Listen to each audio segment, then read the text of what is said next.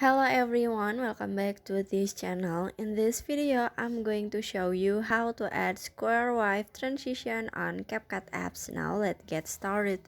First, open your CapCut apps, and in here I add 3 videos.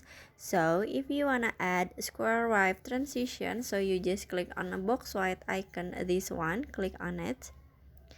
And after this you can click on MG, this one, click on it and swipe until you can see a square wave. This is the square wave.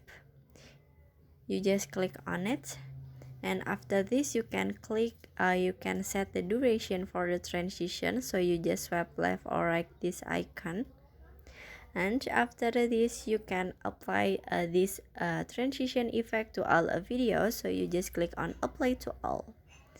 And after this you can click on a check icon in here and finish. So that's how to add square wave transition on CapCut apps. I hope you found this video to be helpful. If you enjoy with the content, please consider like, comment, and subscribe down below. Bye bye.